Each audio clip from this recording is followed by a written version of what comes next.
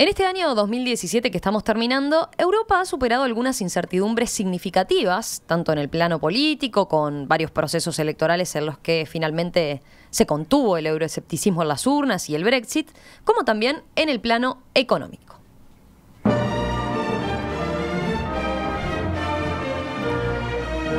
Sin embargo, y pese a esto, el viejo continente no está libre de retos importantes de cara a 2018.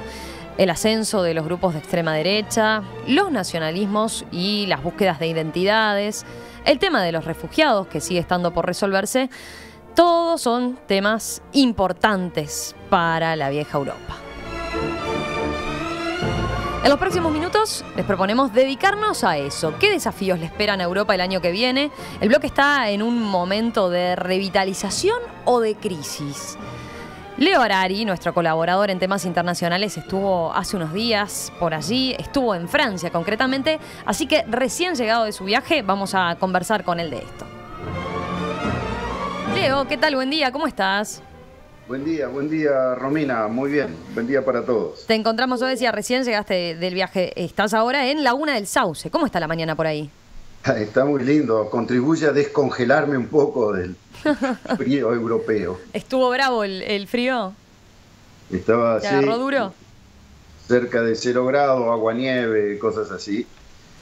Aprovecho para saludar a mi esposa que todavía está en Italia y había menos 10 grados cuando se despertó esta mañana. Ahí sí que la tiene complicada. Bueno, Leo, aprovechando eso, tu llegada recién, ¿cuáles fueron tus primeras impresiones en términos generales? ¿Cómo encontraste Europa?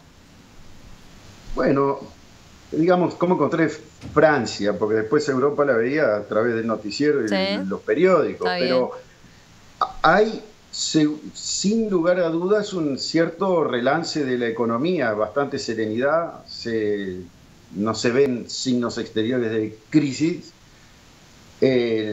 Por ejemplo, es difícil conseguir a alguien para hacer una reparación en la casa. La construcción se ha relanzado y las empresas están todas bastante ocupadas. O sea, tardan 2 o 3 meses en hacer presupuestos porque hay trabajo.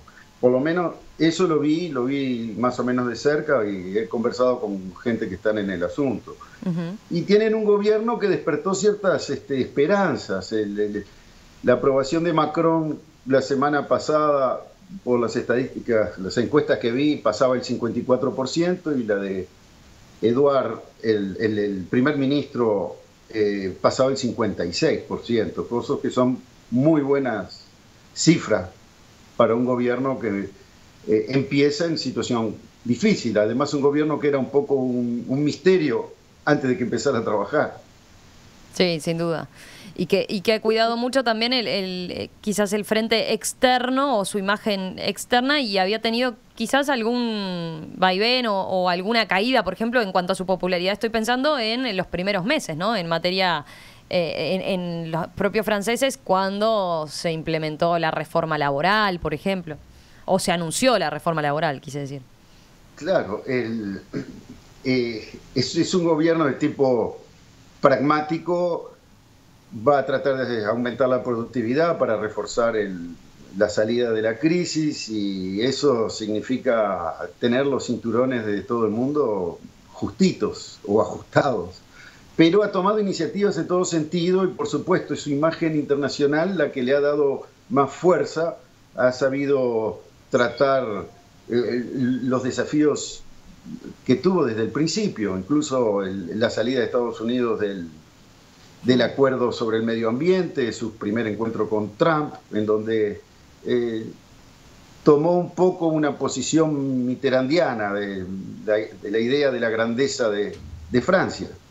Mitterrand la tomaba de Gaulle también, es decir, esa especie de gran ego que tiene al mismo tiempo valores y una cierta conocimiento de la historia atrás. Leo, si vamos más al plano general, decías, bueno, el análisis que hiciste de Europa fue a través de los medios, los días que estuviste allí, pero viendo más el proyecto europeo quizás como tal.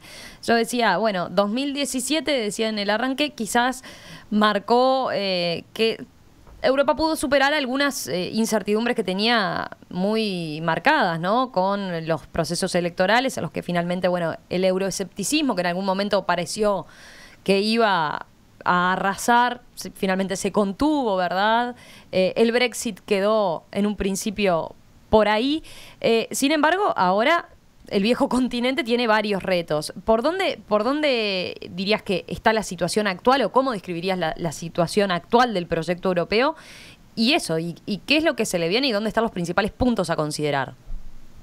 Bueno, primero de todo, hay gobiernos que no son populistas, pero que son de derecha y de extrema derecha. La diferencia está en que son de extrema derecha, pero no quieren salir de la Unión Europea, cosa que no era el caso hace un par de años, donde la plataforma era cortar con la Unión Europea. Estos son gobiernos que se apoyan en lo identitario, en el nacionalismo, en el rechazo de los inmigrantes y los refugiados, pero que aceptan una cierta disciplina europea que les obliga, en fin, más mal que bien, a seguir las reglas de juego de un proyecto que es más progresista que simplemente de derecha. Pero tenés Austria, Polonia, Hungría, que son países importantes y que son países que van a estar gobernados por un rechazo fuerte a la inmigración y también una resistencia a transmitir más soberanía hacia la Comisión, hacia la Unión Europea en general y conservar su independencia. Y hay, por ejemplo, con Polonia quieren hacer una reforma judicial que debilita la independencia del Poder Judicial. Esto está en contra de los principios fundacionales de la Unión Europea y el conflicto está ahí presente. O sea que problemas van a tener muchos. Para mí el eje principal va a ser la gran campaña electoral para la elección, que es en junio del 2019, del nuevo Parlamento Europeo, porque allí sí se van a discutir y trazar las grandes líneas hacia adelante. Entonces, va a haber una lucha de tipo ideológico y una lucha, yo creo, enriquecedora, en donde Francia y Alemania representan dos líneas diferentes dentro del proyecto común. Y bueno, eso sería interesante observarlo de cerca, y si querés podemos ahondar un poquito más. Sí, sobre todo en cómo están para liderar ese proceso, ¿no? Estoy pensando en Macron, de quien hacíamos referencia recién, ¿no? Que se ha puesto un poco quizás el equipo al hombro, dado que Angela Merkel está con otros temas internos también, con nada más y nada menos que la conformación de gobierno. ¿Cómo lo ves para encarar esto?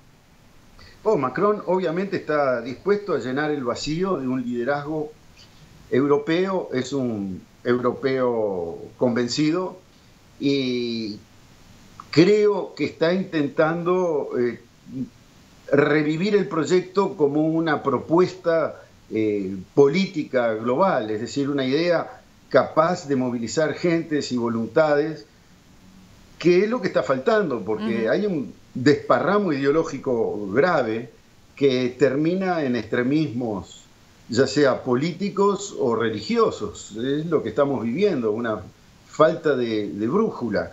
Y la tradición francesa, racionalista y republicana, le sirve de apoyo para defender un proyecto de Europa, un proyecto que él le está dando palabras, le está hablando no solamente de la Europa social, pero está hablando también de la Europa económica, con los intentos de tener un ministro de Economía y Finanzas general que acompañe el hecho de la moneda única, está intentando hacer un ministerio de defensa, de tener una política militar común, que hasta ahora está más bien bajo el paraguas de la OTAN en buena parte.